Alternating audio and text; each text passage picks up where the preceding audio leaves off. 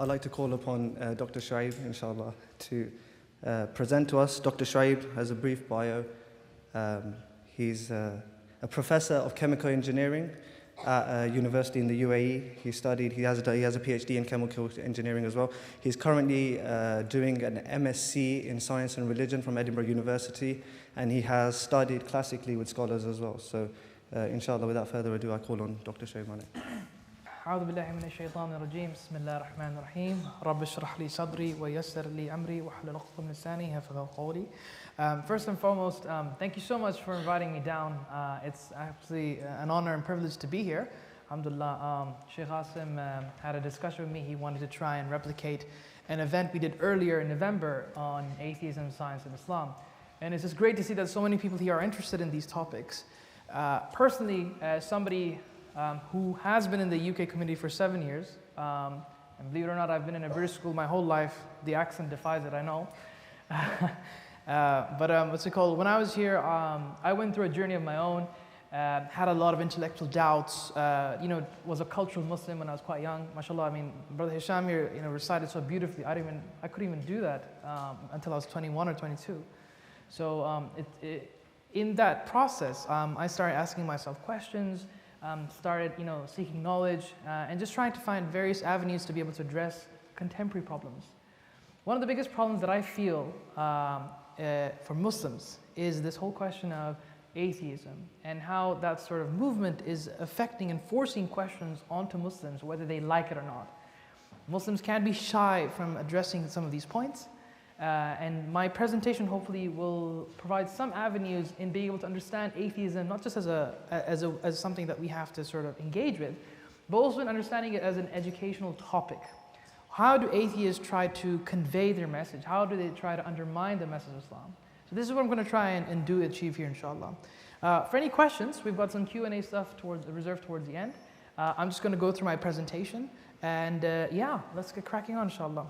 So, this is the overview that I'm going to be presenting today. I'm just going to give you a quick bio of who the new atheists are, where do they come from.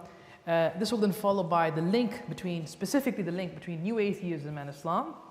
Then I'm going to sort of go over what are some of the main contentions. This is not an exhaustive list. I mean, we obviously have a limited amount of time. So I'm just going to cover some of the main broad contentions that atheist poses for Islam. I'm going to then try and briefly cover where they err in terms of their approach when it comes to confronting Islam and religion as a whole. And then I'm going to be addressing a topic which I think is very important, and I think something that's highly neglected: Muslims leaving Islam.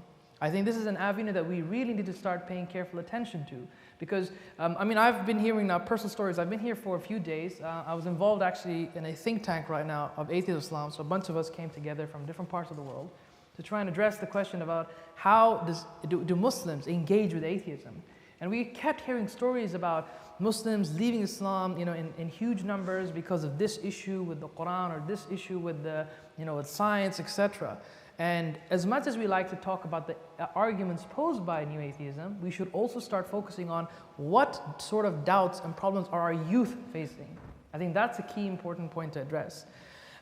Then finally, I'm going to try and summarize the whole conclusion as the presentation by trying to explain what is the ultimate goal of new atheism. Of course, this is largely inferential, but there have been some studies done on atheism, both as a sociological movement, as a political movement, and as a philosophical movement.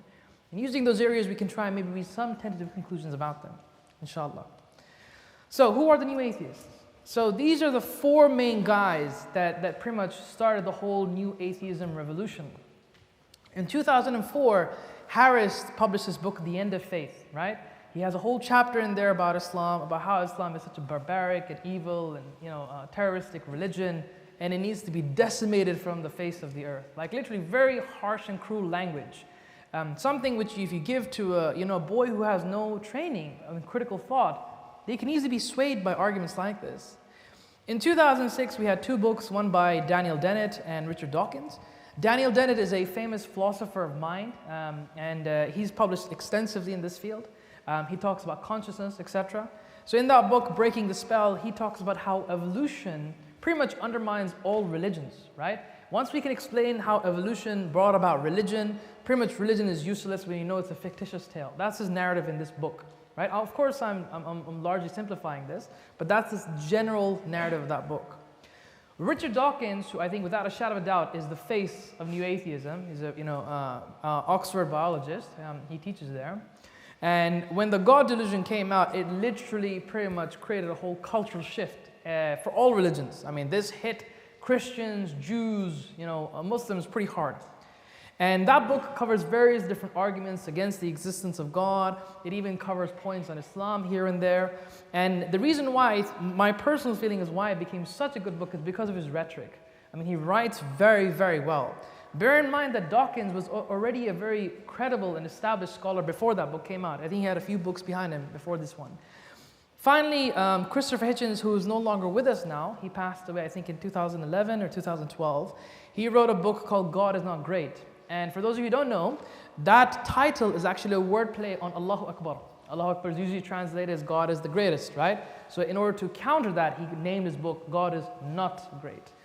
And in that book, he has a very similar tone and language as Harris, in that Islam is a very evil religion, violent religion, completely anti-scientific, and it needs to be really dealt with quite critically and easily. So that's a summary of who these people are. And collectively, they're known as the Four Horsemen. These are the guys who sort of, you can say, initiated the New Atheism movement. But New Atheism doesn't stop with these people. There's actually now something called the second wave of atheism, or New Atheism. And these include people like Dr. Lawrence Krauss, who is a theoretical physicist, who, mashallah, he got some sort of revelation the universe came from nothing, right? He wrote a book called A Universe from Nothing.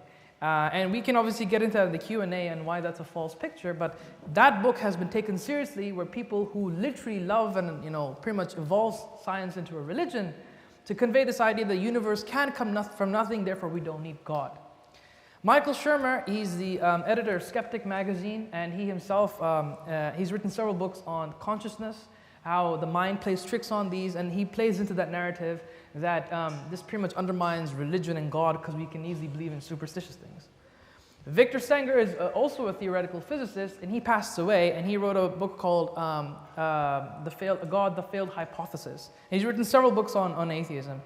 A.C. Grayling is a British philosopher, and he's also written several books on basically arguing against God. So New Atheism doesn't stop with those four people. There is actually now an extension of this movement through various other people and means.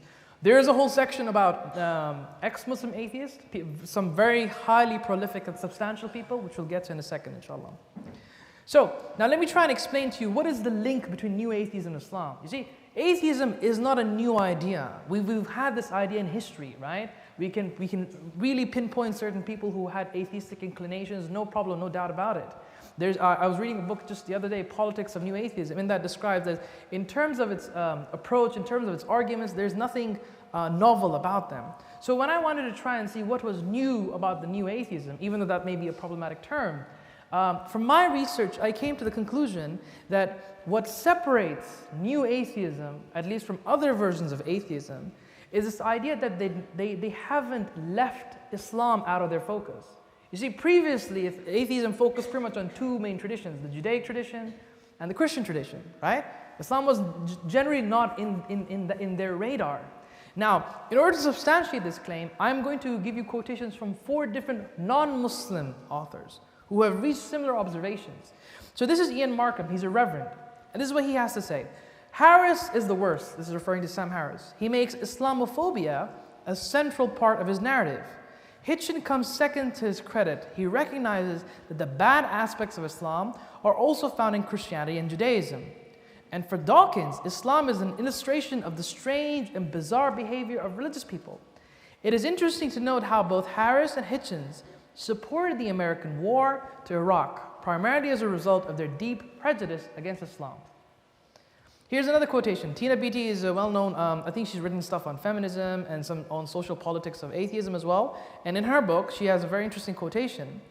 Today, the new atheists are as hostile towards theologians as the most militant Victorian scientists were. Victorian scientists in the early part of the 20th century. But the battle lines are still drawn between two protagonists, Christian men of God and the Western men of science. So she's referring to this whole conflict between religion and science narrative, in a way which reflects little of the plurality and diversity of other worldviews. In the 19th century, the religious other was made of all those barbarian and savages who littered the imperial globe with their presence. Today is Islam which constitutes that religious other, that demarcation which we need to try and attack, and is still represented as a barbaric force to be conquered and civilized by the imperial powers of reason and progress, right? So it's very, very crucial observations. Now, Reverend William Emerson, he's a bit more explicit in how he views New Atheism. And here's what he says. In my view, the newness of New Atheism has very little to do with its in-your-face, aggressive nature, or its popularity, or even its scientific approach to religion. What seems to distinguish it from earlier forms of atheism is the subtle ways it critiques and attacks Islam through its scattergun critique of religion in general. For the new atheists, their general condemnation of religion targets not only Islamic extremism, but also Islam, because, in the main, they admit no meaningful distinction between moderates and extremist Islam. So here he's pointing out that there is no such thing as a moderate version of Islam or a peaceful version of Islam. Islam is intrinsically an evil, a terrorist, a barbaric, and a stupid religion. More than anything else, in my view, their attack on Islam is what puts the new into New Atheism. Islam in the New Atheist writing is consistently depicted as irrational, immoral, and in its purest form, violent. Have you come across these points before? Yeah? So this is remember, these are non-Muslims making these conclusions. So Stephen LeDroux has written a book, I think it's called, please don't quote me on this, it's something to do with the politics of New Atheism. It's a book that's recently been published by Oxford University Press. Really good book. I highly recommend everyone getting a copy of this. So here he quotes, I'm quoting him. He says, for New Atheism, Islam represents both a pre-modern and a post-modern type of threat. Okay, so for New Atheism, there are two types of threats when it comes to Islam. As a religion founded on faith, and by faith he means blind faith, it is a pre-modern threat to scientific modernity. So he's making the point that New Atheism views Islam as a blind, rational faith sort of paradigm, and science is all about reason and a very constructive logic, right? And it illustrates the progressive evolution of human societies, with Islamic societies representing barbarism and the West representing civilization. So this is the whole clash of civilizations narrative, where Islam and the West are at odds. Islam represents the stupid, immoral, barbaric mentality, and we need to sort of instrumentalize reason and rational onto them to make them more sensible, because the West represents that. But it also represents the postmodern threat in that New Atheists believe that epistemic relativism and cultural pluralism have paradoxically rendered the West incapable of effectively dealing with the threat posed by radical Islam. Islam, indeed, is the most important element in the New Atheist construction of an ideal of Western civilization. So, collectively, what I just wanted to prove and demonstrate from these four quotations, that even non-Muslims seem to agree and concur with this idea, that what separates New Atheism, at least on a provisional level, is this idea that Islam is under their radar. And that's not a false stretch to make. I mean, Sam Harris, that book that he wrote, The End of Faith, as soon as 9/11 happened, he wrote it on the next day. He mentions in his book, I started writing this on the 12th of the 9th. That's what he says in his book. So, now let's see what sort of contentions that they actually bring forward. We've so far just observed what atheism is. Let's see what are some of the arguments that they have, right? So there are three things that I think are worthy of attention. Number one, only science can answer everything. I'm sure you've heard of this argument before. God, evolution, quantum physics seems to defeat God. Number two, Islam is a barbaric religion, right? ISIS is on the radar these days. Three, Islam is a stupid religion. If you're a convinced Muslim, you must be an idiot. That's what seems to be the conceptions going around, posed by New Atheists. So let's try and unpack these one by one, inshallah. So, one, only science can answer everything. So, now one of the strategies of New Atheists is simply this idea that Islam and science are in conflict. And because of that conflict, khalas, Islam must be discarded. That's a very common thing that you see in the works. Okay, so it says here, religion has run out of justifications. Thanks to the telescope and the microscope, it no longer offers an explanation of anything important, right? Where once it used to be able, by its total command of a worldview, it's talking about previous times when religion was the dominant worldview, to prevent the emergence of rivals, it can now only impede and retard, or try to turn back, the measurable advances we have made. Above all, we are in need of a renewed enlightenment, which will base itself on the proposition that the proper study of mankind is man and woman. We have to first transcend our prehistory and escape the gnarled hands which reach out to drag us back into the catacombs and reeking altars and the guilty pleasures of subjection and abjection. To clear the mind for this project, it has become necessary to know the enemy, i.e. religion, and prepare to fight it. So this is something consistent that you see in the works of new atheists, that science and religion are at odds with one another. Whether it is or not, we'll come to that inshallah in a second. Let me just first outline their main contentions. Number two, one of the other ways in which they try to say that science can answer everything is that they reduce God to a scientific question, right?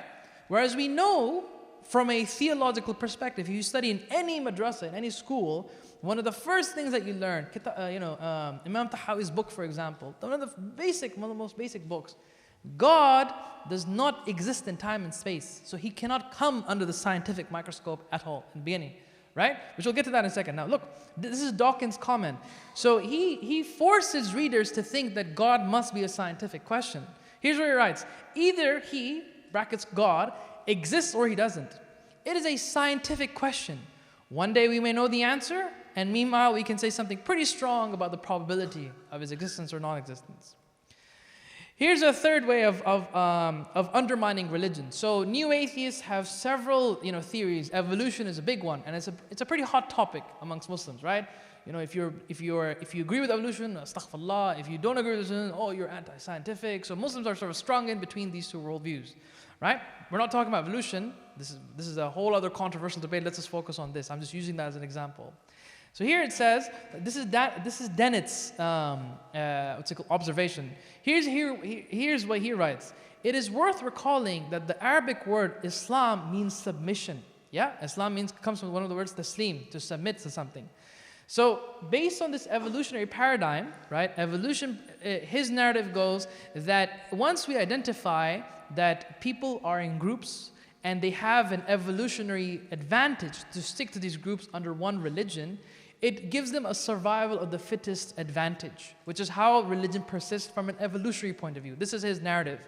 And that's where this comment is coming from. So then he says, the idea that Muslims should put the proliferation of Islam ahead of their own interests is built right into the etymology of its name. That Islam is nothing but a fabrication of the mind for group culture, for evolutionary survival of the fittest narrative. So this is where this comment is coming from, right? So let's go on to the second contention. Islam is a barbaric religion. I'm sure we've heard this, plenty of times. You don't need to be an atheist to make this claim. You even see it amongst Islamophobes who don't necessarily have to be atheists.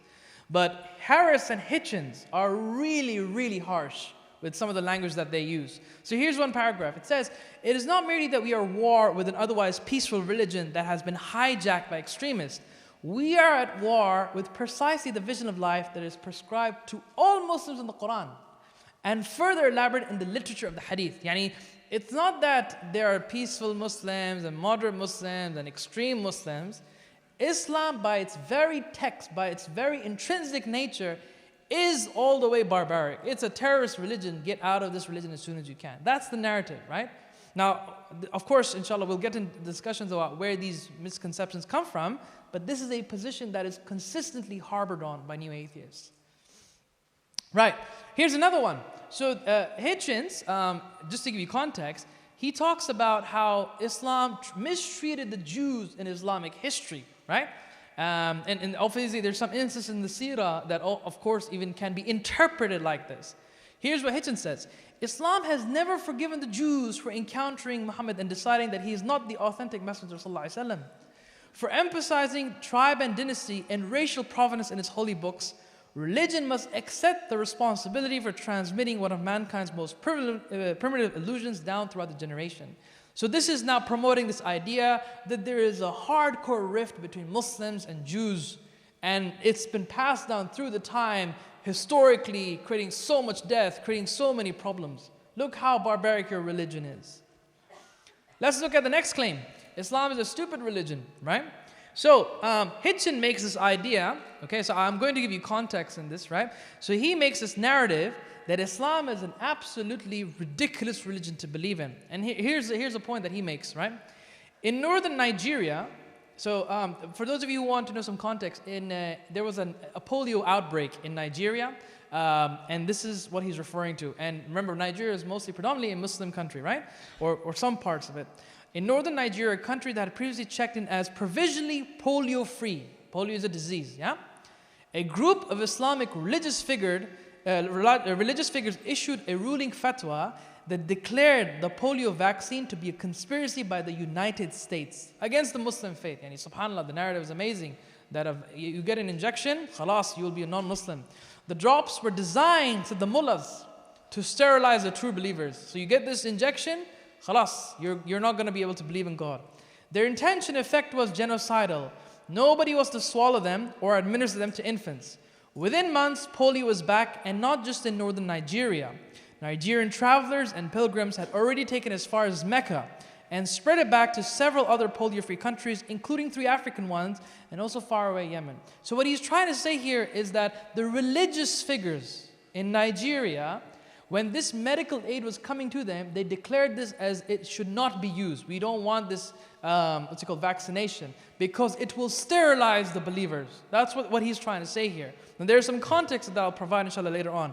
And that is one incident, one out of several incidents that he uses to portray the image that Islam is a stupid religion, right? So, let's look at some of now the errors of New Atheism. We looked at the contentions that they brought forward, and let's look and see if we can try and view them a bit more critically. There is a categorical mistake that seems to have been lost between science and scientism by New Atheists.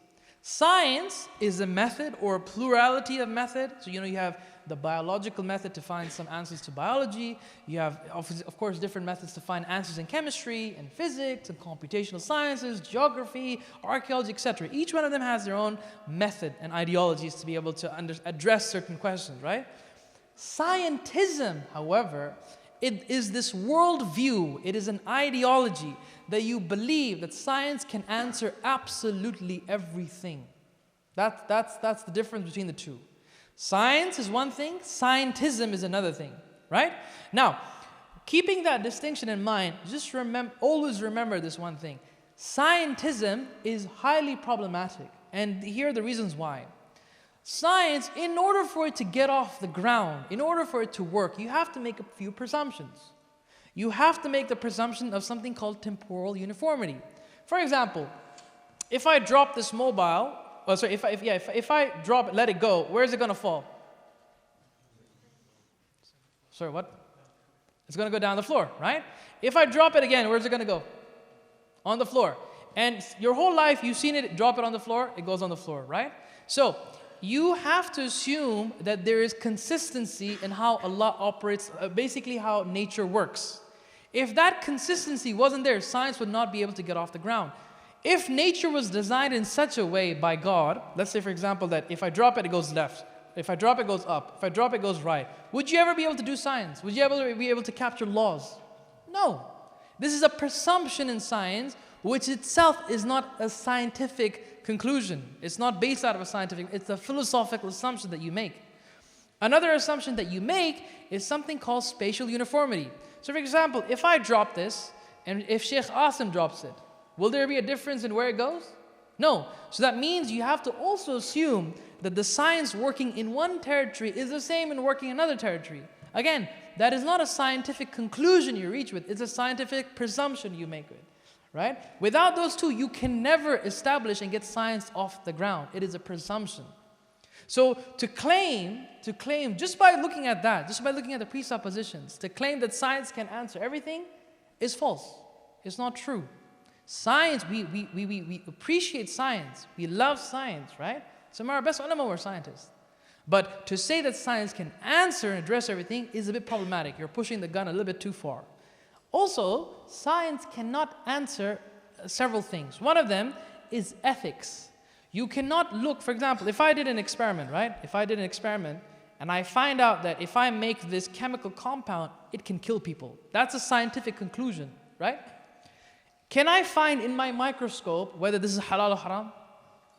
No, that doesn't come from the experiment, that comes from you. You are a moral agent. Morality cannot be derived from scientific analysis. And this is something that is very famously known as Hume's is-out distinction. If you don't know about it, inshallah, you can, I'll refer to you a few references where you can read up on this. But this is a well-known established fact in ethics. You cannot derive morality from science. Mathematics also, you have mathematical theory. Any mathematicians here, by the way? Any mathematicians? A few people? Oh, mashallah, young boy right there. You're a doctor of which university? Mashallah. So we all do algebra, calculus at university, right? I see a couple of people are doing A-levels. Hands up if you're doing A-levels. Mashallah, just one person, only one person. No, 2 people there, 3 people there. Okay, so in A-levels, when you do chemistry, physics, biology, you have to take calculus, you have to take algebra. Those are not proven by scientific methods. It is a logical application of theorems and being able to deduce certain principles, right? That is not a scientific application whatsoever.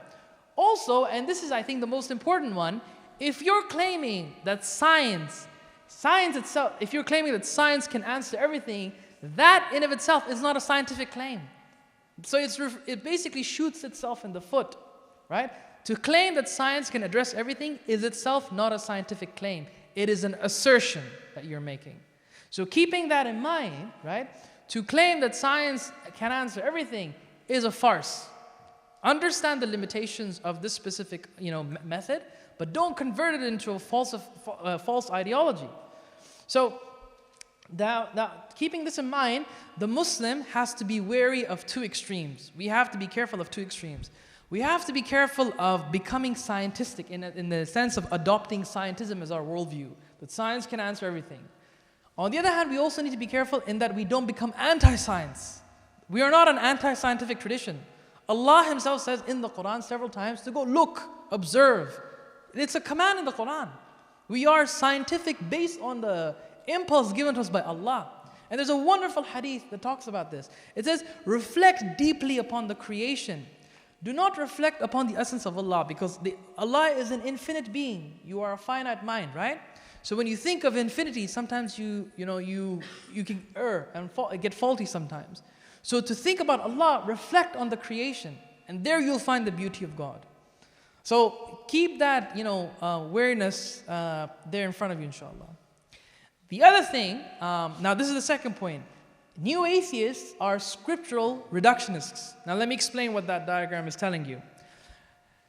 Any event, done by Muslims that seems to portray or convey a negative image of Islam, a terrorist attack, that polio vaccination event that we were talking about. Now, it's a common fact, human beings are multifaceted, and there are various factors that affect an event. You have political aspects, you have cultural aspects, psychological aspects, sociology, economics, etc. Islam is but one factor in that equation, right? What they like to do is they take one negative event done by Muslims, forget everything else that could have contributed towards that scenario, focus on the Islam, just focus on the Islam, and they say, you see, this act was done by Muslims because they believe in Islam, and they believe in Islam and they do these evil things because of the Quran. This is what I mean by scriptural reductionists. They reduce every evil thing to the book, Quran and Hadith, to make it seem and convey that Muslims are completely false because they believe in a stupid religion based on their texts. Now let me give you context about that polio vaccination, right? Now, Hitchens is highly mistaken in his claim, in the one where he said that mullahs were saying that these polio vaccinations are haram, you should not have them, this is a problematic thing to have. So I researched on this, and there's even articles written by academics on this scenario. Okay, I can even share them with you. They're even in my monograph. In that, in a particular paper, it was written that just before this incident happened, remember there were several wars that happened in the Muslim world. The Iraq war happened, etc. So generally, Nigeria at the time were anxious about U.S. and military and foreign invention. Okay, so when this medical aid came, it was also seen as some form of colonial impression. Number two, there were also some evidences that this vaccination that came, right, it was inferred from some scientists that this had some sort of chemical that would make you sterile, that would make you lose your fertility, okay? And then that became hyped up. Now he's saying that the mullahs, the Islamic scholars, they ban polio vaccination. This is false. There are several evidences of various institutions, Muslim institutions, Saudi Arabia, the African League of Islamic Scholars, something like that, a few institutions that actually told all people who went to Hajj, because this was Hajj season, to make sure you get that vaccination, right? To make sure you get it. So this is not the case that it's a simple simplification, Muslims, bad event, khalas, Islam, therefore Quran and Hadith is bad. No. Look at the entire factor that contributed to the problem. If you reduce everything arbitrarily to the Islam, and then from Islam to the Quran, you are being highly reductive and unfair to the situation. There are several factors that come and address that problem. So whenever you see, Muslims, haram, astaghfirullah. No, you have to look at what's happening at this situation, what causes that event, and then discuss. So this is a very well-known tactic that I think we need to be very careful of. Finally, look at this.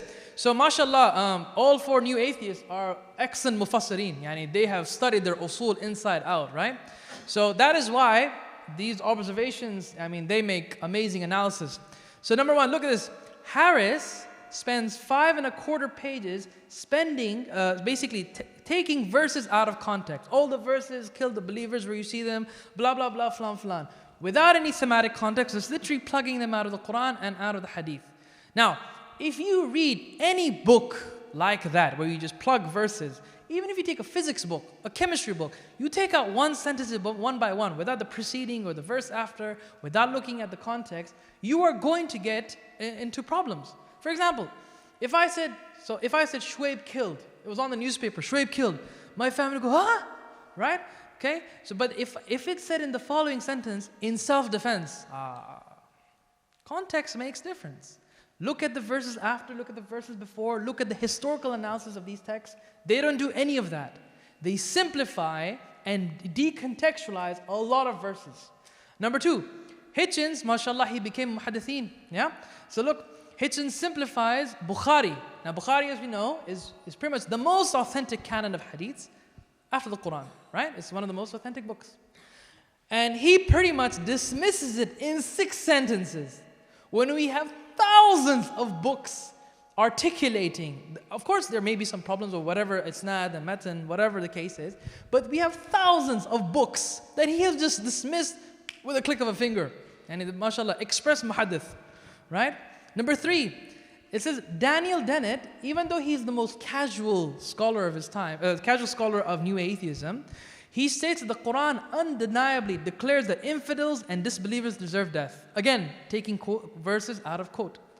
Finally, Dawkins discusses this whole movement about abrogation. For those of you who study Islamic studies, naskh and mansukh, this is what he's referring to, which apparently negates all the peaceful verses and pretty much induces all those verses of war and violence, not realizing that there are various interpretations of that, and this is not something that he's being accurate and judgmental about. Moreover, the reference that he relies on in making this claim is a well-known anti-Islamophobe, Patrick Sukido.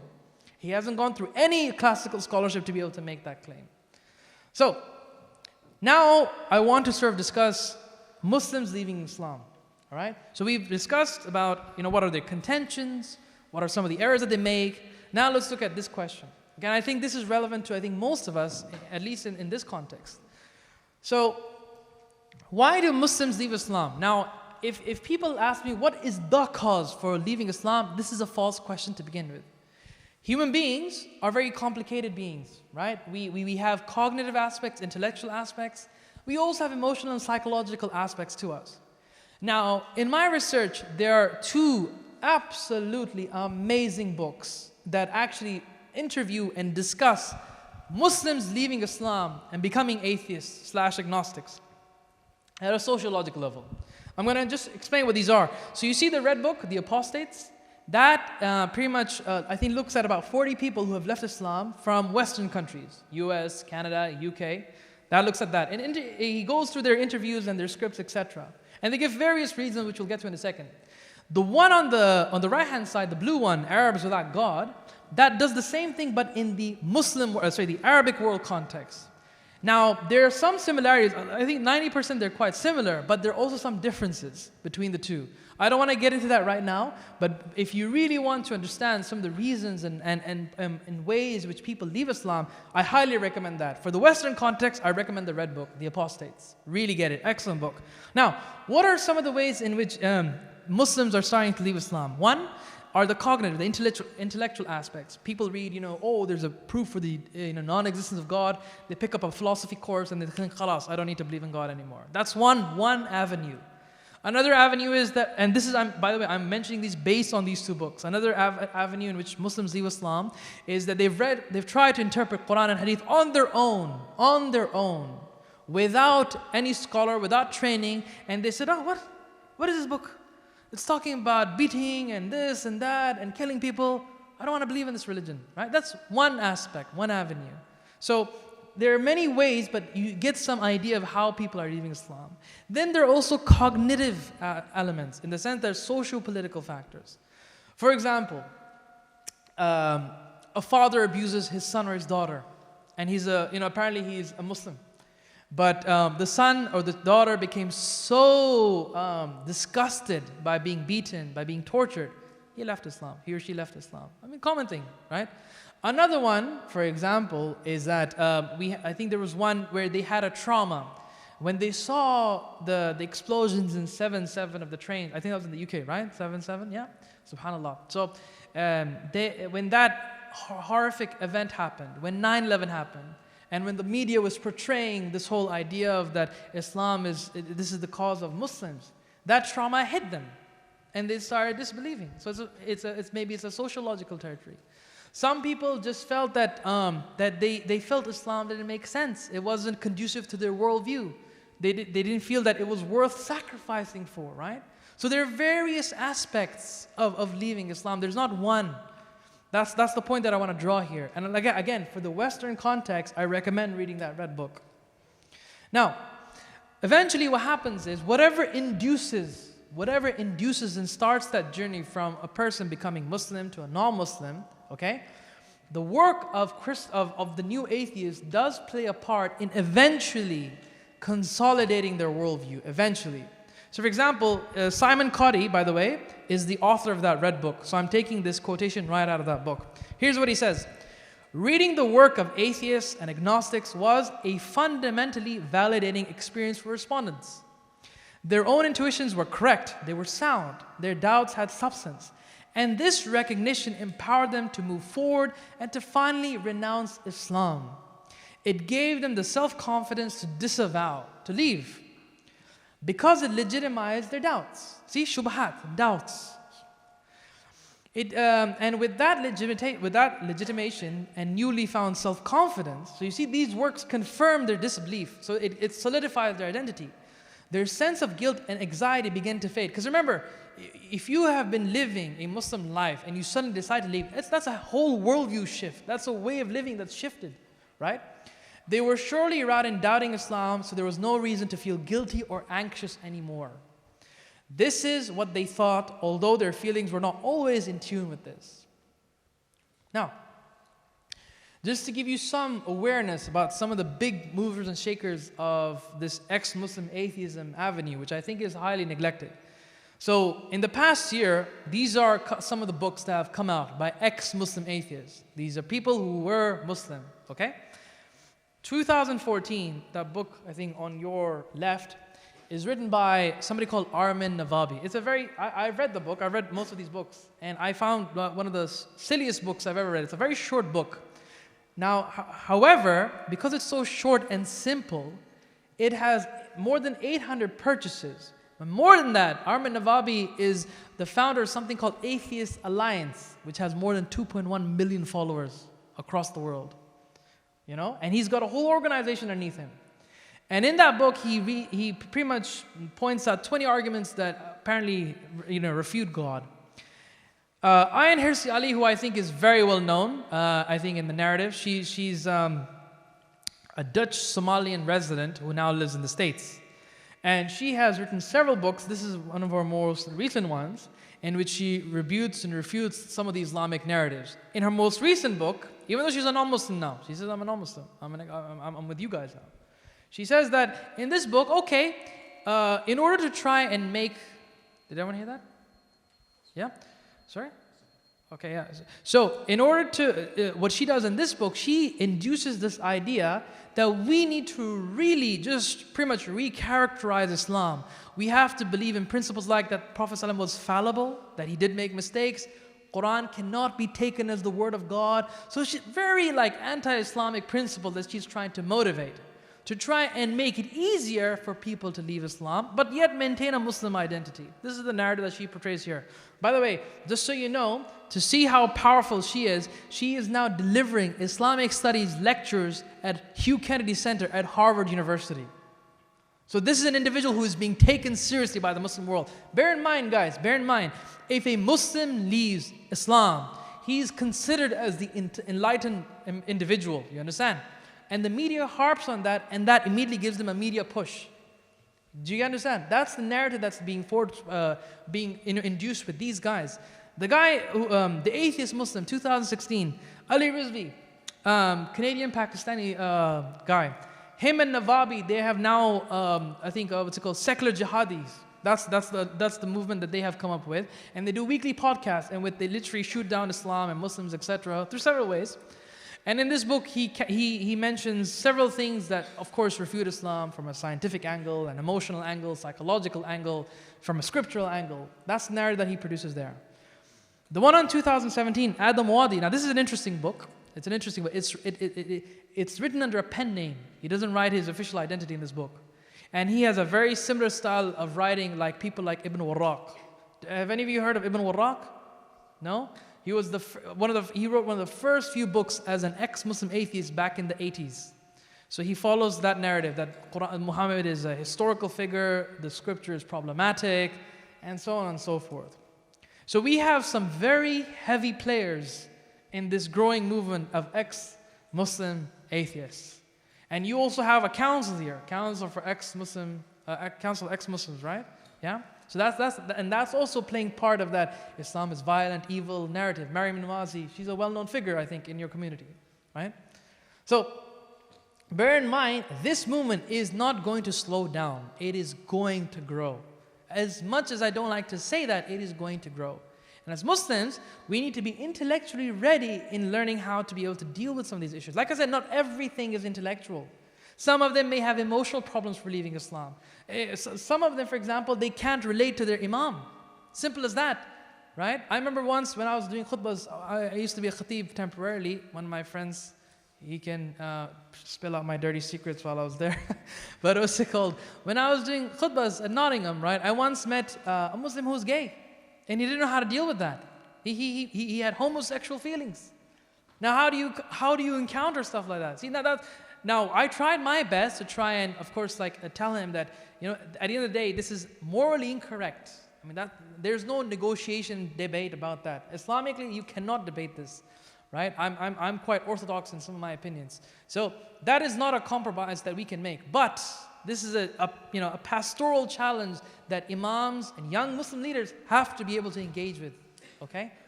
So now I'm going to try and just sort of explain, these are some of my observations that I found in the works of some of these books.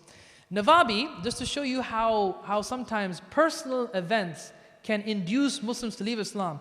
Nawabi, who, just for your record, that's the book on the left-hand side.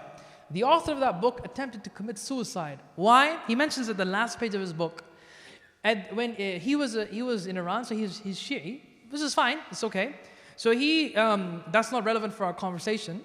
So he said that somebody told him, one of his teachers told him, that if you die as a masoom, as an innocent, which is before 14, that's what the teacher told him. If you die before that age, you will go to Jannah. So based on that premise, he tried to commit suicide. What kind of education is that? Sometimes our own people can lead people to driving away from Islam. Hirsi, if you believe her account, because there's some debate now about that, she was forced by her family not to ask questions. And this is sometimes, you see this in our own communities. Don't ask this question, what are you now? A philosopher, atheist? Get out of here. You know? That narrative has to stop. You know, that narrative has a, alhamdulillah, we're working on now ground movements, grassroots operations, where we're trying to now embrace questions. We're trying to help people ask these questions, not shy away from these questions. That's what we're trying to do through Fatima Elizabeth Cates Academy. More importantly, Hirsi, her family forced onto her to go through FGM. I don't want to, because of some of the younger members, basically bodily mutilation, okay? Bodily mutilation. And that was done under Islamic pretense by her family.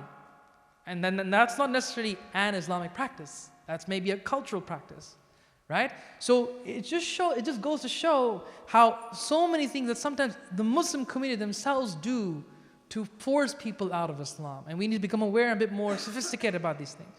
Finally, I'm just going to now summarize about what seems to be the goal of New Atheism. And again, you remember that guy, Stephen LeDroux? I told you the politics of New Atheism. This is written from his work. He has some very, very good observations that I seem to agree with.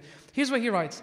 Modernity for New Atheists is coterminous with secularization, right? So they believe that modernity and secularization go hand in hand, which in their view is essentially the progressive universalization of scientism. Remember the distinction between science and scientism?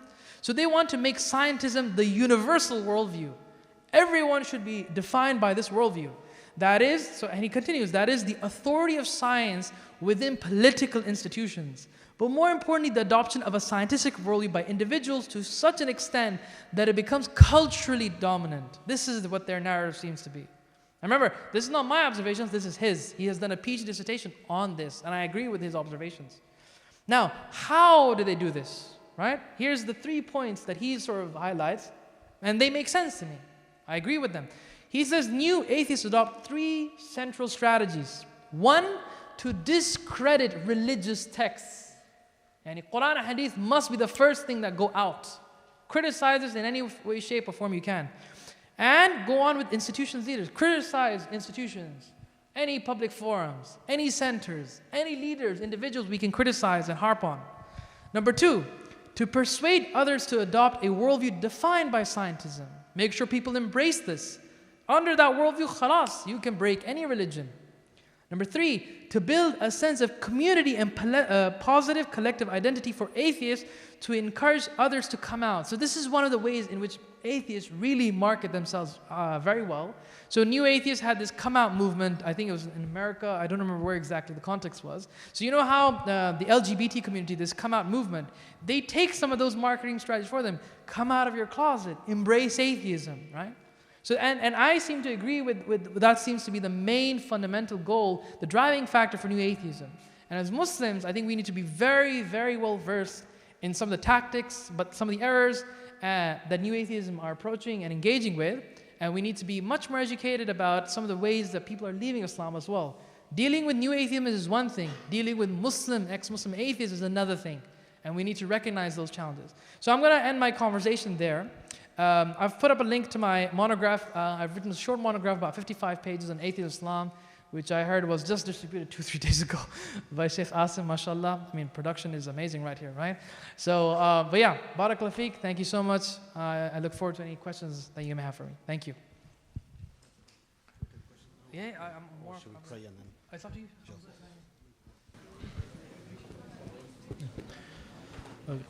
Assalamu alaikum.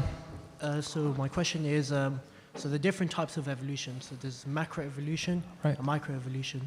So which one would be more acceptable for us as Muslims? Or what would you say? Okay, so I'm just going to, for now, for the sake of just to make sure that no controversy is sparked here, we have an event coming up in July where we're going to try and address these very questions, okay? This is an event that's going to be organized by Fatima Elizabeth Cates Academy, where we have three experts from different fields. We're going to have a scientist who's going to objectively discuss the evidences from a scientific perspective, discuss the evidence for evolution, against evolution, and the various interpretations of evolution. The second speaker is a Quran expert. He's going to discuss all the apparent contradictory verses and see if there are any other potential meanings, ma'na, of those verses. We're going to have a third expert in hadith who's going to do the same thing with the hadiths that seem to conflict with evolution. And the idea here is that we want you to just look at the nuances provided to you by experts, right? And you make your own decision. So about your specific question between which is more macro and micro, it will depend on which position you take on the spectrum. People have complete rejection, people have complete acceptance, and there are people in between. Okay? So that will be my diplomatic answer for now. Okay? Inshallah. Hello, Dr. Malik. Hello, Just for the benefit of everyone, could you please define the differences between atheists, agnostics, and people who just don't believe in God? Atheist agnostics. So I actually have a paper on this. I don't think there is such a thing as an atheist agnostic. That term doesn't any comprehensively make sense to me. Right. Okay. Atheist and agnostic. Okay. So let's first start off with the obvious. Okay. An atheist is the opposite of a theist. A theist is somebody who believes in God. An atheist is somebody who disbelieves in God. End of. There's no other position about it. An agnostic is either somebody who is uncertain about God, so he hasn't made up a position yet, or he believes that we cannot know the answer for definitive. Does that make sense? It's about a state of how much we can know. In more philosophical terms, atheism and theism are ontological positions, right? And agnosticism is an epistemic position. It's to do with how much you can know and not know. So, because I know some atheists, they play this game that we're agnostic atheists, agnostic. No, that's farcical. In my opinion, that's a joke. If you are an atheist, you disbelieve in God. Agnostic means you're either uncertain or you believe that the answer cannot be knowable. That's it. Simple as that. Okay, Assalamu alaikum. Jazakallah for the talk.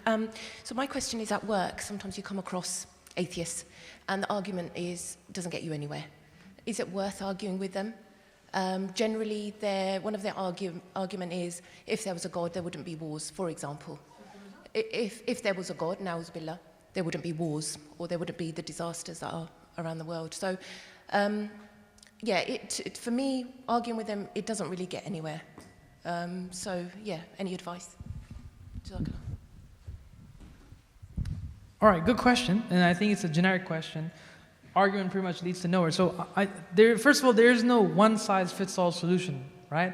Everyone has a different take, everyone has a different circumstantial event, and you need to be able to contextualize and see how you can go forward. Some people, no matter how much you argue with them, they're just not going to accept. You accept it. Many people may not accept it. They may not just believe in God. End of. Some people, all they need is just a cup of chai. Offer them karak, Invite them to your house. I mean, subhanAllah, one brother told me that he knew somebody who was a staunch, critic of Islam, etc. And he was, I think he had cancer or something like that. And he said, tell me where your house is, I'll go clean it up for you, because I know you can't move about in your condition. Sometimes that may be the solution. So I believe that you have to look at the situation as it is. Sometimes you have to take an intellectual approach. Sometimes it just takes a soft approach, an emotional approach. Doesn't mean you can convince them. Bear in mind, the objective cannot be shahada. Shahada is not your goal. Your goal is to pass the message. This is what the Prophet ﷺ was told, pass the message. Shahada has become a bit of a game now in popular YouTube cultures. Oh, I have 1,000 shahadas, I have 1,000,000. What does that have to do with anything? Subhanallah, astaghfirullah. These people are not, this is not a game. It's not a game. These are human beings, right? They have the ruh inside, instilled them, benefited them from Allah. You just have to pass the message. The end goal should not be you converting people. Alhamdulillah, if they convert, great. That would be your hasanah on the Day of Judgment. Great, excellent. But your job is just to try your best. That's it. And sometimes you also have to remember, you may not even be the best person to give da'wah to that person. Sometimes a family member might do a better job. A position in authority might do a job, right? Understand that there are nuances to this discussion. Argument or rational discourse is one way. Applied approach, having chai with them, pizza with them, or just hanging out with them is also another way, no problem. I think that it's a multifaceted approach, and no one solution fits all, in my opinion. Yeah. Yes? Go ahead. Assalamu alaikum. Wa alaikum salam. Just a straightforward question. You talked about the ex-Muslims who are writing books, and one of them was Nawabi. And he talked about... From this, right? Nawabi? Nawabi, yeah? Yeah. He wrote a book and he was discussing why he became ex-Muslim. Yeah. And he said basically that the reason was that he was told that the Muslims actually go to Jannah. I just wanted to actually, in his book, does he actually say that that's what he was told to do, to commit suicide? I'm just saying, our kids, for example, get told that Muslims actually go to Jannah, but at the same time, we don't actually tell them to actually commit suicide. Yeah. So thank you for that question. So the idea here is that, look, we have a set of principles, right? In what gets you into heaven and what gets you into hell, right? But at the end of the day, it is Allah who decides. It is from His grace whether He puts you in heaven or it's from His wrath that He puts you in hell. We don't know. We don't know. We just have the bare principles, is what I'm trying to say. The motivation in me pointing that out is that was what's it called? Half education. That was not complete education. You committing suicide is a sin, for example, right? So that principle was not fully contextualized by whoever taught him that idea. So, and remember, you have to bear in mind that there are multiple ways to gain the rewards of Allah without having to commit suicide. That's not how it works. In fact, that might even get you in the opposite direction.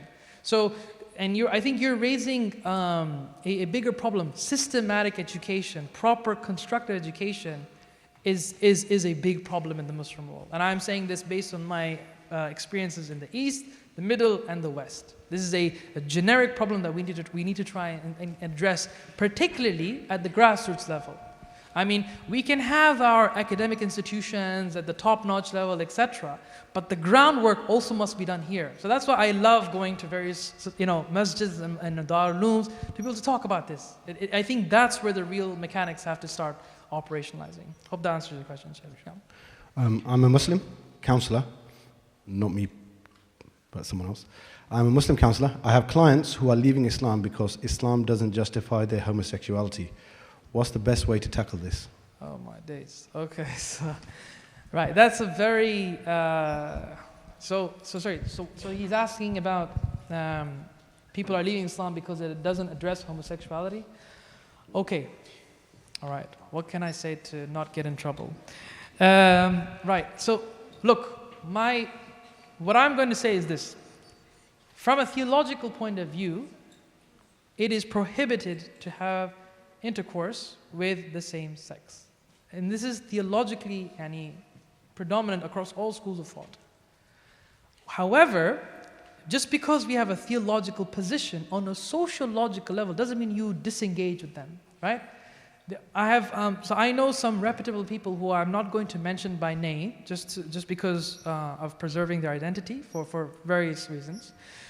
He is involved with several people who are inclined to this orientation, but who would want some sort of help to be able to deal with it, right?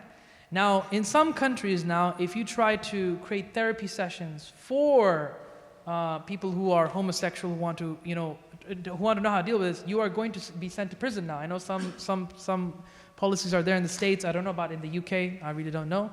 Now, what I'm just trying to say is that we need to create an outlet for social engagement.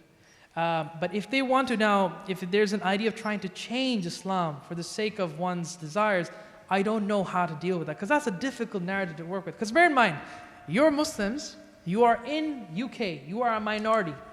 If you're a gay Muslim, you are a minority in a minority, right? And there's the idea of social alienation is just going to encroach on them. And it's a very difficult narrative to begin with. I have no idea how to address this question myself.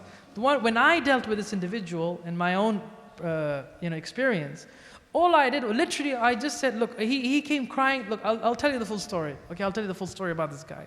He's married. He has 2 kids. Okay, married and 2 kids. He comes crying home one day, and I saw him, he lost a lot of weight. Okay, and I said, what's wrong? He told me that he went into some park and he had sex with an imam. In the park, with an imam.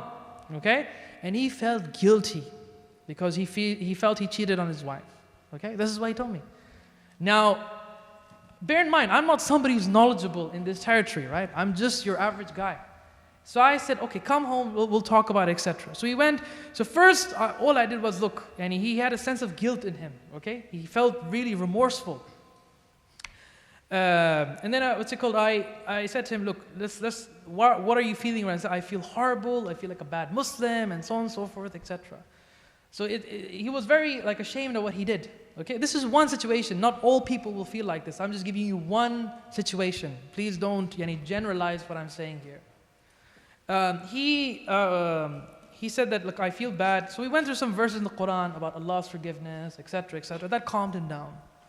And then slowly and slowly, just by hanging out, playing FIFA, chilling in the back garden, alhamdulillah, he was on his way back on the track. He wasn't even practicing, by the way. He wasn't practicing. And I even, then came the difficult question about should I tell my wife or not about what I did, And I said, look, that's up to you to make that decision. Because I don't know what's going to happen. But alhamdulillah, he told his wife. You know what his wife said? He said, that's between you and your Lord. I forgive you. That's what she said. And you know what the best part is? He started practicing after that. That's one scenario. I have no idea how to, I cannot give you an algorithm or a set of procedures to deal with homosexuality. But I'm saying humanize them, don't dehumanize them. These are people at the end of the day. These are people, all right? The worst person, you still have to speak to them, right? All I'm saying is that just because you have a theological disagreement with somebody does not mean it needs to instill itself and you have to completely alienate them. That's not how Islam works. At least as I see it, I don't think that's how it works. Wallahu alam. God knows best. Maybe somebody else can answer a better point. I think Maulana's got the last question, and then I've got one, and then we'll inshallah pause it. Assalamu alaikum. Wa alaikum. So you spoke a lot about sort of pseudo-intellectualish movements of Sam Harris, Daniel Dennett, Richard Dawkins, etc. Yeah. What we see in the last few years is more a populist movement where working class people, disgruntled British white working class, they have been mobilized as an anti-Islamic force. So you have the more recent revival of UKIP with Gerald Batten and Tommy Robinson now joining and all these. So how do we as a Muslim community engage with this more fascistic, nationalistic, anti-Islamic sentiment? Because it's not an intellectual movement as such. Yeah. And is there a link between the new atheists, these liberal progressives, who you said supported the wars against the Muslim countries, and this new populist working class? Okay, movement? good question. So there's actually another book, I think with the same name, Politics of New Atheism. So this is not by Ledru, it's recently published in 2018 by Routledge. You're right that new atheism does feed into this whole Islamophobic narrative. That's crystal clear, there's no doubt about it.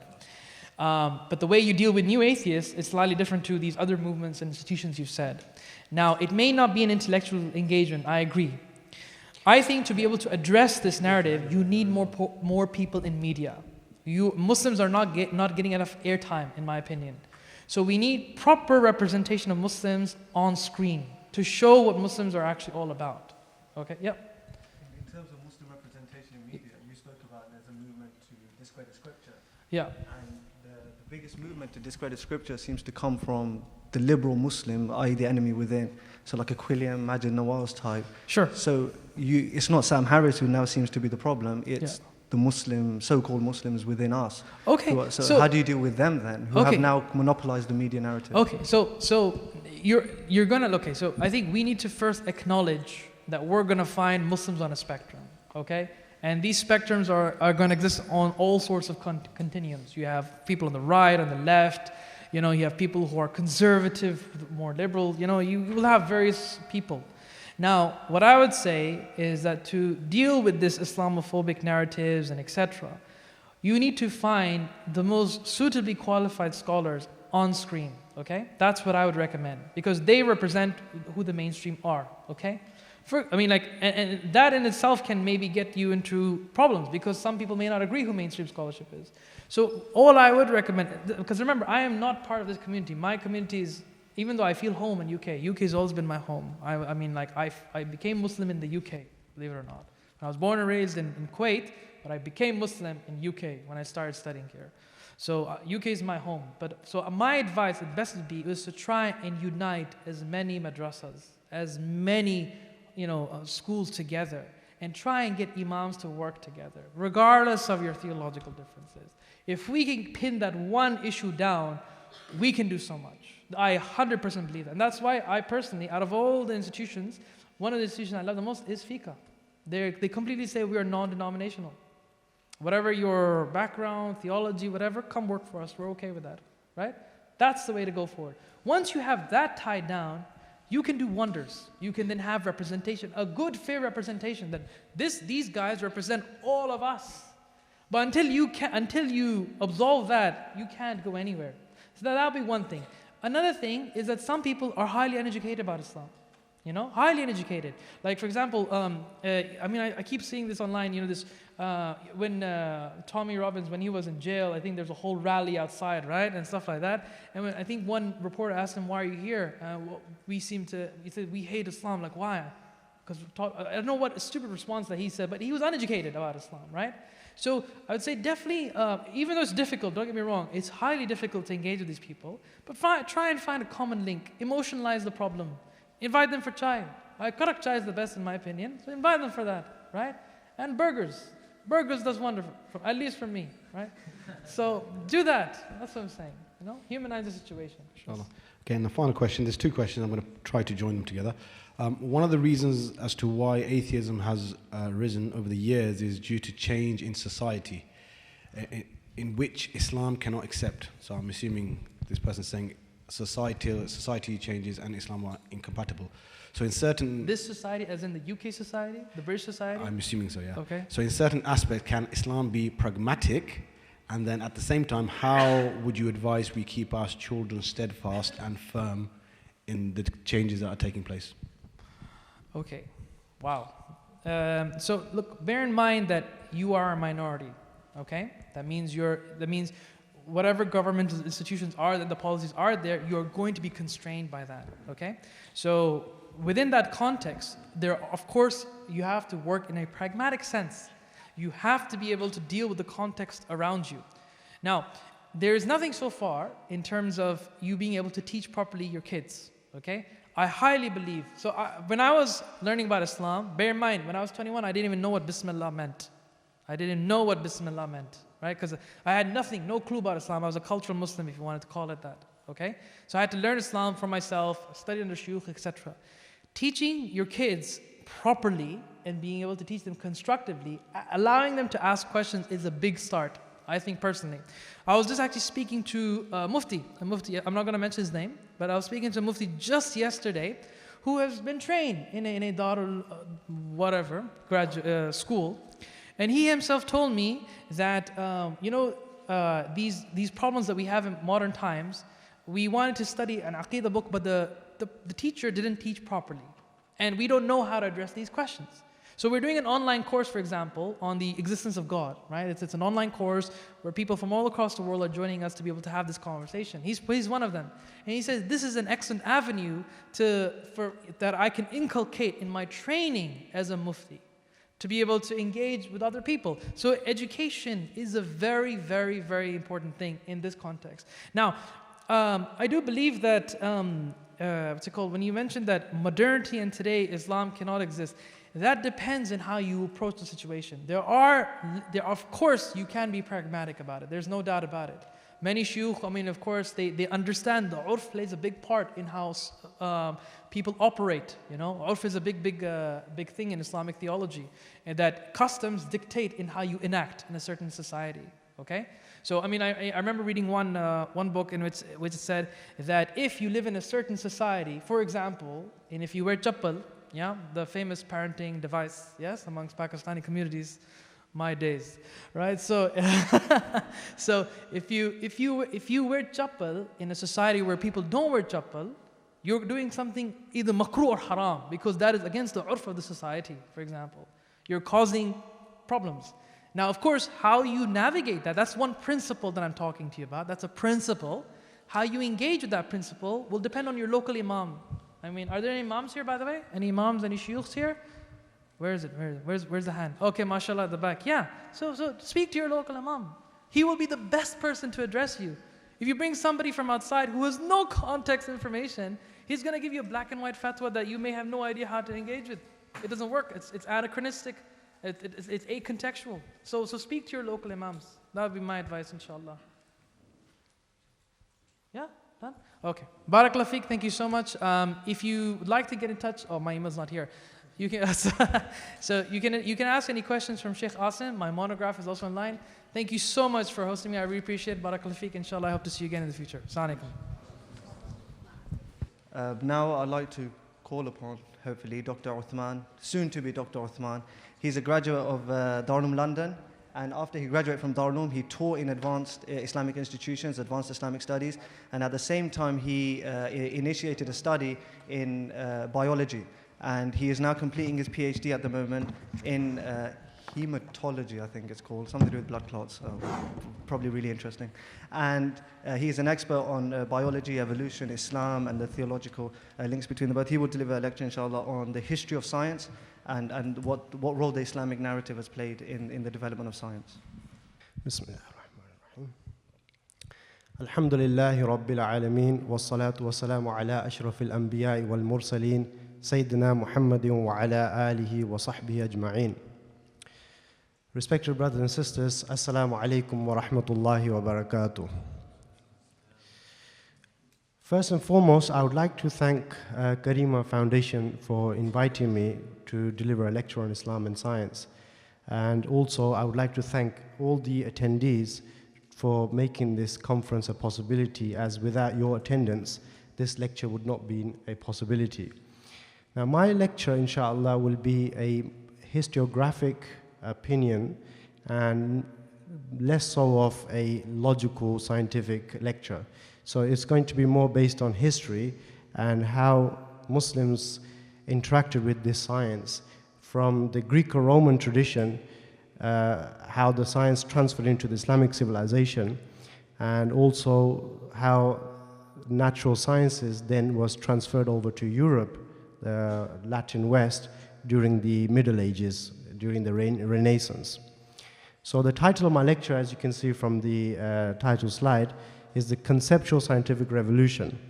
And there's a reason why I've chosen this topic, because of its significance in the history of science. And there's a reason why I've highlighted conceptual red, because the actual scientific revolution happened in Europe, but the conceptual scientific revolution happened in Islamic world. So this is an overview of my lecture. I will begin by discussing the transfer of natural sciences, particularly astronomical sciences. So I'm not an astronomer, but I'm using the astronomical sciences as a template to show how science fared within the Muslim world. And I will also argue for a no-conflict model, because within the European context, Islam and science have been pitted against each other, and a conflict model has been created. So in the first part of my lecture, the historiographic opinion that I will present in front of you will be to argue against the conflict model which is rife within the European context. And in the second part of my lecture, I will discuss the creation of a new science within the Islamic civilization, which is known as Ilmul Hay'a. That's roughly translated as the science of configurations.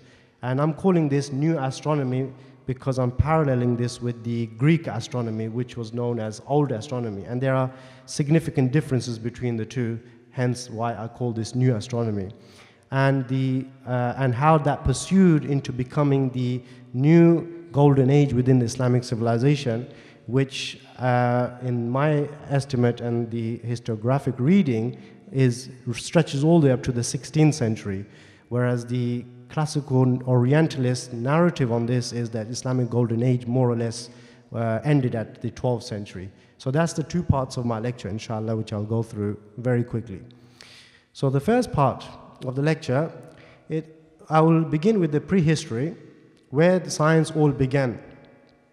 Now, it is very well known that science and technology are as old as humanity and date back to the prehistorical period. Allah subhanahu wa ta'ala states in the Surah Baqarah, verse number 31, وَعَلَّمَ آدَمَ الْأَسْمَاءَ كُلَّهَا, that Allah subhanahu wa ta'ala taught Adam alayhi salatu wasalam names of all of them. Now, what are these things is a matter of tafsil exploration, but my point from this incident which Allah subhanahu wa ta'ala discusses in Surah Baqarah is that naming and classifying, which is known as nomenclature, is the basics of scientific research and communication. One cannot do meaningful science without having some system of classifying. And this is why biologists from the 16th, 17th, 18th century onwards began classifying and developing taxonomical systems. So we had the likes of Carl Linnaeus, who was the father of taxonomy, who developed a biological classification system, which is a process by which scientists group living organisms in order that they can communicate these ideas amongst themselves. So you need a way of naming things. And Allah subhanahu wa ta'ala taught Adam alayhi salatu wasalam how to name things. And that's the first scientific activity we find in the prehistorical period, which is in the recorded history.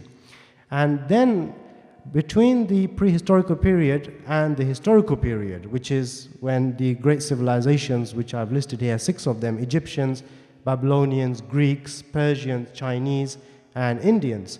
These civilizations, between the transition, several archaeological discoveries were made where man was able to discover, amongst many other things, fire, agriculture, manufacture, animal husbandry, and use of weapons.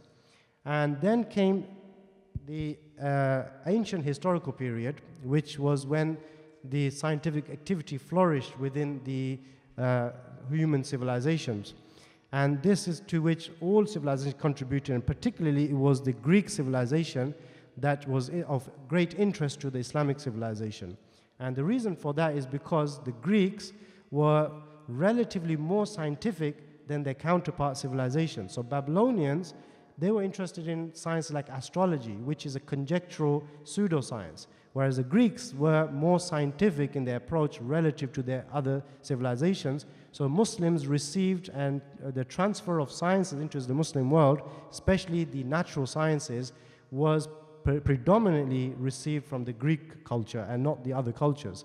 Now these societies were the first to develop many things, amongst which was a sedentary lifestyle which allowed them to be more rational than their predecessors, such as the Babylonians, who were before the Greeks.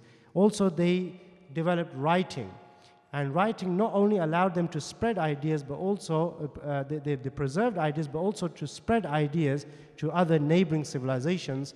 And amongst those civilizations was the Islamic civilization that came in the 7th Gregorian century. So next we see is the transfer of knowledge from the Greeks into the Islamic world.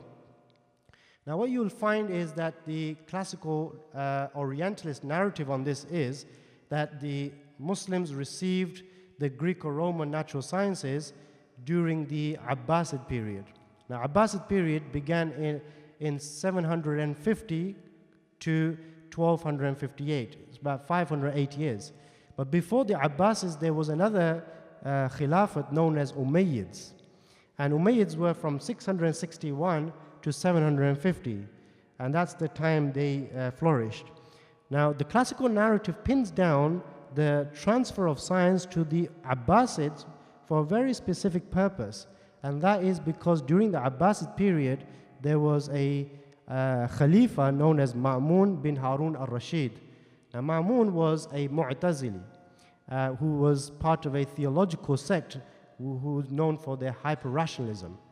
Now, because of his contact with the Khilafah and his association with a theological group known as Mu'tazila, the classical Orientalist narrative pins down the receival of the Greco-Roman tradition into the Islamic civilization, particularly natural sciences, through Ma'mun al-Rashid, so that they can connect the Mu'tazilite conflict with the traditionalists and then develop a model which is based on a conflict model between Islam and science, to show that the traditionalists were irrational and the Mu'tazilites were rational. And since Ma'mun was rationalist and he received these natural sciences into the Islamic civilization, therefore before Ma'mun and after Ma'mun, Muslims were in some kind of conflict with science. But what we find is that the transfer of knowledge, specifically scientific knowledge into the Islamic civilization, can be attributed to a translation movement which is known as Harqatul Tarjuma. And this movement began during the Umayyad period, as opposed to what the Orientalist narrative as you believe, which is that it happened during the Abbasids. And this was under an alchemist known as Khalid bin Yazid bin Muawiyah. And he was motivated by the science known as alchemy, which is a precursor to the modern chemistry. And this alchemy also was associated with another science known as metallurgy, and he was particularly interested in alloying and learning the rules of alloying gold. And there was a reason for that, because under his alchemical translations, the books of alchemical sciences, when he brought this into the Islamic civilization through the Harqatu Tarjuma that began during the Umayyad period, there was a connection between that and the Umayyads, because Umayyads were going through an internal administrative reform which was connected with a Khalifa, which is the fifth Khalifa, known as Marwan ibn al-Hakam. Abdul Malik ibn Marwan, who's the fifth Khalifa, sorry. Abdul Malik ibn Marwan, the impetus behind why he was internally reforming the caliphate system at that time was to mint the Arabic dinar and to liberate the Islamic economy from dependence on the Byzantine Empire that was the neighboring empire at that time.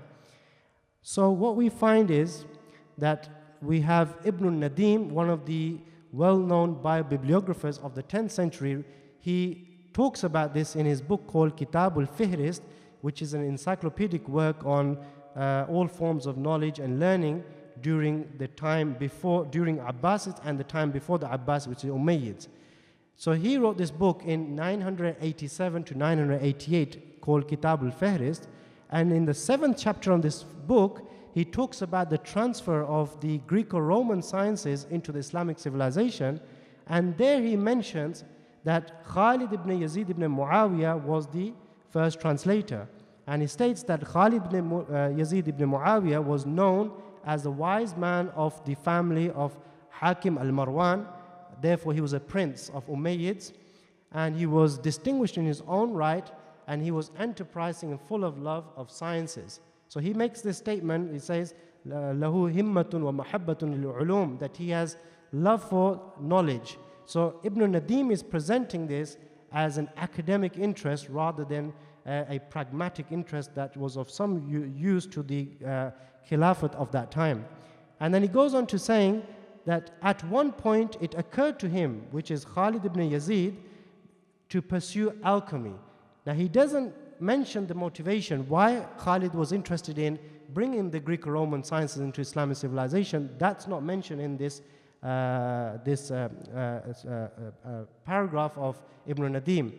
But what he does mention is that he is the one, this is the first translation in Islam from one language to another, which is through Khalid ibn Yazid ibn Muawiyah.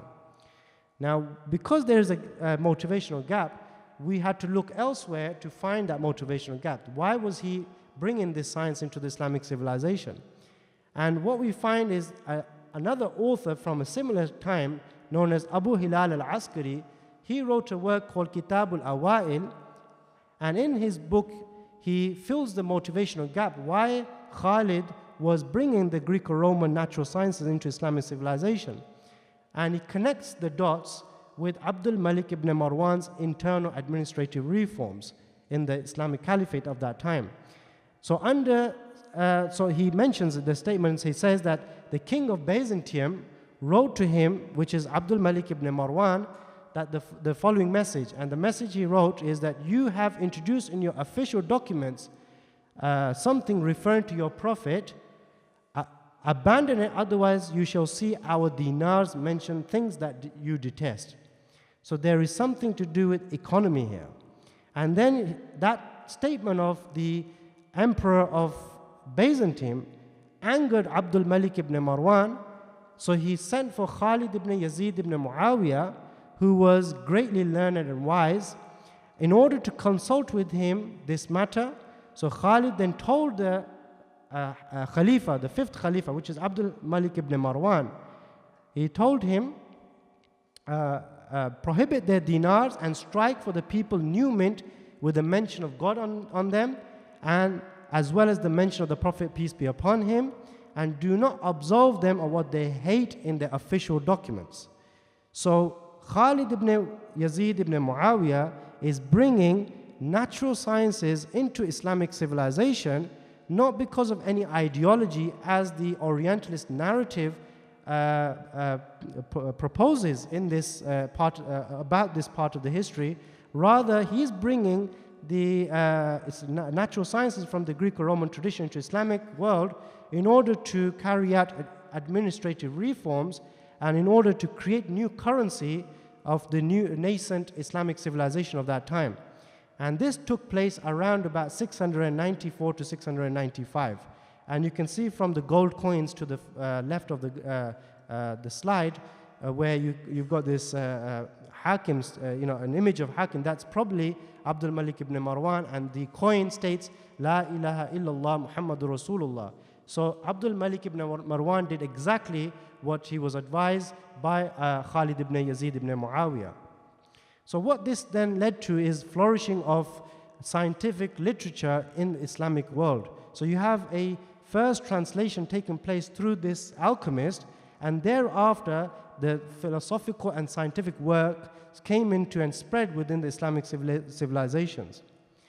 So what we find is that during the Abbasid period, this effort that was taking place during the Umayyads had culminated in the house of wisdom known as Baytul Hikmah, and this Baytul Hikmah was inaugurated by Khalifa Harun al-Rashid, who was the 5th Khalifa of the Abbasids, and this was around about 786 onwards. And then this then was transferred into a public academy where Muslims began discussing natural sciences, and intellectual discourse began to take place within a public academy known as Baytul Hikmah, which was now under Ma'mun, who's the 7th Khalifa of the Abbasids in 813. So this is when this house of wisdom started flourishing. Now the major impetus behind this was transfer of natural sciences from Greco-Roman tradition into Islamic civilization. The major impetus behind this was the patronage and the commissioning of scientific research and development, which was taking place in Ma'mun's reign, and also the reigns that followed Ma'mun in the Mu'tasim Billah, Wathiq Billah, Mutawakkil, and so forth. So all these khulafa that came within the Abbasid period, they patronized natural sciences, they patronized scientific research projects, which led to an energized trend within the Islamic civilization, which was, by the way, not restricted to Ma'mun. It was actually an energized trend which started with during the Umayyad period, and it continued through the Ma'mun's reign up until Mutawakkil and even after, such that Muslims then intensified this kind of trend in the 9th to 10th century when Muslims began correcting the Greek sciences, and there was a new genre of writings which was written in the 9th to 10th century. The genre was known as Shukuk literature. Shukuk stands for doubts. So Muslims received the Greek sciences right in the beginning of their civilization, and straight away when they received this science, they began critiquing the science and they casted doubts regarding the Greek natural sciences. And concurrently, at the same time, in the 9th century, Muslims, they began to create their own new disciplines of sciences. And amongst these disciplines was Ilmul Hay'a, which is the new astronomy, which I spoke about in the beginning of the lecture. Also Ilmul Miqat, astronomical timekeeping. They also developed a science known as Ilmul Fara'id, which is the science of inheritance. There were other sciences like Handasa, engineering, Al-Riyadiyat. Muslims excelled and reached pinnacle in mathematics, particularly in algebra, trigonometry, geometry, and related sciences. And this all was taking place in the 9th century, which is just about 150 to 200 years after the Prophet ﷺ's demise from this world.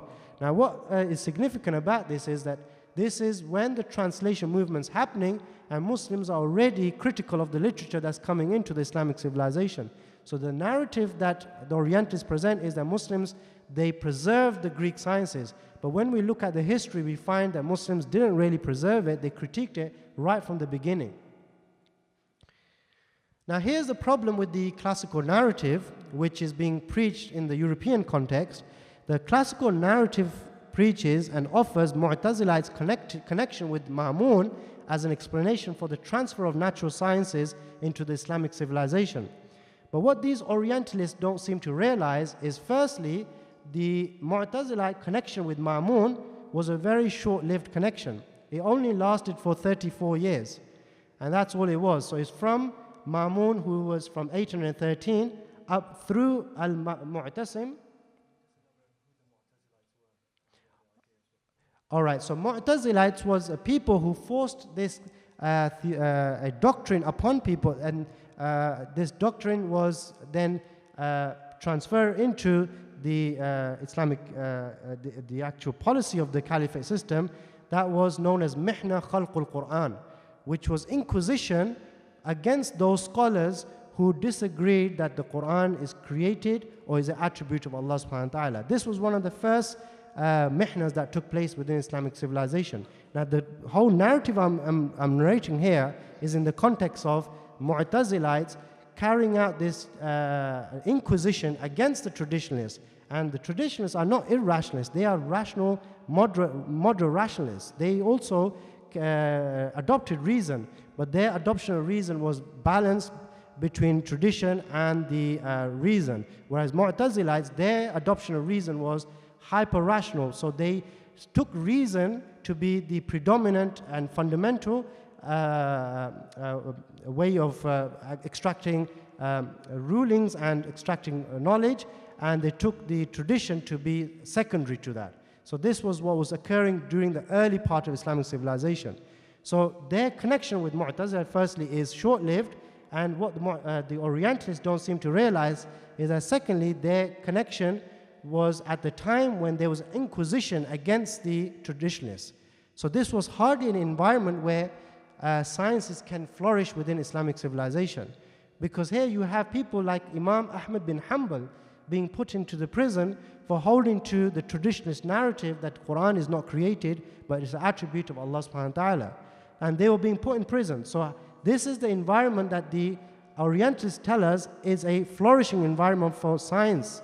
But we are seeing there is inquisition against the people, and they're being put in prison if they held to certain ideas or certain opinions. So this is hardly an environment which is an open environment. Thirdly, what the Orientalists don't seem to realize is that when Al-Mutawakkil came in 847, which you can see from the diagram to the further right, Mutawakkil, he reversed Ma'mun's policies which were in favor of the Mu'tazilites. And he went on to supporting the traditionalists. And it was during his reign where new sciences were created. And there were these three brothers known as Banu Musa brothers, who were the engineers, and they wrote a book in 850 during Mutawakkil's time called Kitabul Hiyal, which is one of the first book written on automation. So that was during a time where traditionalists are now back in force, they're back in power, and the Mu'tazilites are no longer in power. So the reason why this is important to mention is because I'm countering the conflict model which is rife within the European context. And in order to do that, you need to appreciate that part of the history which occurred between 813 to 847 when Ma'mun was in power and when Mu'tazilites had connection with the Khilafat. So in the same period, we find during the Mutawakkil's time new sciences being created, and also Greek science being critiqued as well. And we're finding non-Muslims like the translator, the famous translator Hunayn ibn Ishaq, who was the Sheikh al-Mutarajjimin. He was taken as a physician to the court of Mutawakkil. So Muslims were very open during that period, not during the period of Ma'mun, where the traditionalist, the Oriental narrative, pins down the conflict between Islam and science. So here we have a George Saliba, who is a professor of Arabic and Islamic sciences at Columbia University.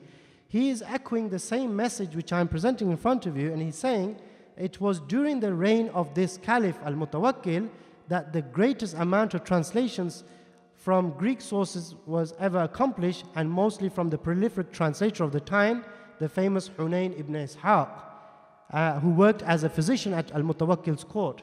And then he goes on to saying that the books that were translated from the Greek were mostly during the time of Al-Mutawakkil far outweighed those that were patronized by Al-Ma'mun.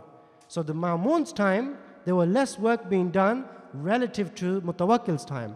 And then he says, in fact, I know of only one surviving book that was expressly designated as having been translated at the order of Ma'mun. So Ma'mun's time was not the time when science flourished, as the classical narrative seems to be propagating. It's the time of Mutawakkil, when the traditionalists are now back and forth, when sciences began to flourish. So the flourishing of natural science within Islamic civilization had very little to do with ideology of traditionalists versus Mu'tazilites. Now, I just want to point out that one of the greatest mathematicians that Muslim civilization produced was Muhammad ibn Musa al-Khwarizmi. And he was appointed as a head of House of Wisdom, which is Baytul Hikmah, during Ma'mun's time. And during that time when Mu'tazilites are now in connection with the state.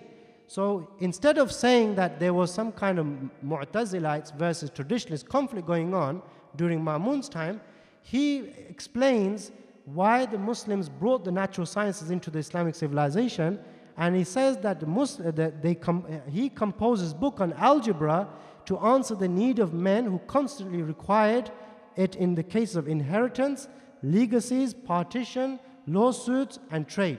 So you can see these pragmatic reasons why the natural sciences were being brought into Islamic civilization rather than the ideological conflict that was between the Mu'tazilites versus the traditionalists. And the overall purpose behind this was to liberate the Islamic political system and economical system from the neighboring civilizations of that time, like Byzantine Empire. So here we have the 9th century Persian scholar. His name is Ibn Qutayba al-Dinawari al-Marwazi. He wrote a work called Adab al-Katib. Now I won't go through this whole statement. All I will mention is that he talks about the requirement, the qualification of an employee who works in Diwan. And Diwan is an employee who works in the public office of the caliphate. And this employee had to be competent in natural sciences. So this is the reason why Muslims engage natural sciences, because the Islamic caliphate system needed this to make an internal reform. And he goes through many sciences like mathematical sciences, sciences to compute taxes so that people pay their taxes on time, astronomical sciences, sciences of inheritance so that he can collect inheritance on time, digging canals required geometry, trigonometry, trading required some diplomacy, and all these science was required by the employee who worked for the caliphate system. And what he also mentions in the beginning of this statement is that this employee had to learn all these sciences in addition to our books. So what is our books? These are the Islamic sciences. So the one who worked for the Islamic caliphate system as an employee of Diwan was also proficient in the Islamic sciences along with natural sciences. So this is what this was the real impetus behind why Muslims in the Muslim civilization, natural sciences flourished after the administrative reforms that took place during Abdul Malik ibn Marwan's period. Now, despite all these historical texts which I have presented in front of you, which is from Ibn Nadim, Abu Hilal al-Askari, al-Khwarizmi, Ibn Qutayba, and many others which I have left out, pointing to the direction that the scientific transfer is happening due to pragmatic reasons, due to administrative reforms that were taking place within Islamic civilization. We have here Professor Franz Rosenthal, who's an American-German scholar of Islamic intellectual history and an expert in Islamic intellectual history, presenting a facile interpretation of that period and regurgitating the same narrative, which is to create the conflict model between Islam and science. And he states in his book known as Classical Heritage, he says that it is probably no accident that the Mu'tazila should have flourished during the decisive years of Greco-Arabic translation activity. Now we've seen that Greco-Arabic translation activity happened during the Umayyad period when Mu'tazila were not on the scene. That is from the last decades of the 8th century until the reign of Caliph al-Ma'mun and his immediate successors. And then he goes on saying, rather, Mu'tazila's influence on the Abbasid rulers ought to be regarded as the real cause of the official attitude towards the heritage of classical antiquity that made the impressive provisions for its adoption in Islam. Now, I've highlighted certain terms in red because they contradict with the narratives that we received from Ibn Nadim, Ibn Qutayba, Al-Khwarizmi, and others. And firstly, he says that Greco-Arabic translation happened in 8th century. But what we've just discovered from the Ibn Nadim's narrative is that Greco-Arabic translation occurred during the late 7th century, which was in 695 or 694 Common Era. That was during Abdul Malik ibn Marwan's time. Then he goes on to using the Ma'mun as connected with that activity. So there we find that the whole connection with Ma'mun was flawed because the connection is actually with Abdul Malik ibn Marwan in the previous civilization. He connects Mu'tazilites and reads Mu'tazilites into this, and we find that Khalid ibn Yazid ibn Muawiyah, which I've mentioned in the beginning, was not Mu'tazili, and he was not connected to Mu'tazili, and neither was Abdul Malik ibn Marwan. And he then goes on to saying the Abbasid rulers were the real cause for this official attitude. But we find that it wasn't Abbasid rulers, it was actually the Umayyad rulers that was the real cause of this official attitude. Now, just to wrap up, I don't think I'll be able to finish the second part of the lecture, so I can take questions on that separately, inshallah. So here we have George Saliba. He mentions the same point. He says that in this manner, the already established conflict model that had been propagated in Europe since the age of reason as a conflict between science and religion, was now transferred into Islamic civilization in a form of Mu'tazilites versus traditionalists. And with this new spin that the Orientalists give to the whole historiographic narrative of that period, we find that people have forgotten the real reasons why Muslims actually received the natural sciences, and people have been diverted to the Mu'tazilite versus traditionalist narrative so that the conflict model can be consolidated as it has been consolidated in the European context, and they want to replicate that same narrative within the Islamic context. So to summarize the no-conflict model, firstly, it was Abdul Malik ibn Marwan's administrative reforms which preceded the Abbasids that allowed the natural sciences to come into the Islamic civilization. And secondly, it was the Diwan translations that opened the doors for further advanced translations. So Diwan translation happened during the Umayyad period, which was then advanced during the Abbasid period when Ma'mun came and his connection with the Mu'tazilites. And thirdly, Diwan employees were more educated and competitive. So naturally, there was a competition going on for employment within the caliphate system. And with that employment came the higher salaries. So Muslims then engaged natural sciences so that they can get the higher positions within the caliphate system. And I will leave out the new sciences of Hay'a in this lecture. Inshallah, we can cover that in a separate lecture, but I will take questions on that if there are any questions related to this, inshallah. Subhanallah wa bihamdi, subhanakallah wa bihamdika, ashhadu an la ilaha illa anta, astaghfiruka wa atubu ilayk. Marhaba Sayyidi. From a biological prospect, is stem cell research, obviously there's an ethical and moral argument about it, but is specifically embryonic stem cells, is it valid for research upon them?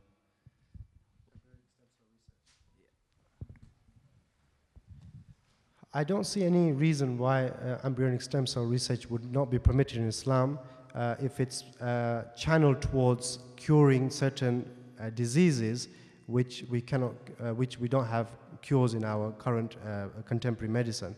So if it's done for cures, then that will be permitted in Islam. But if stem cell research is being done as an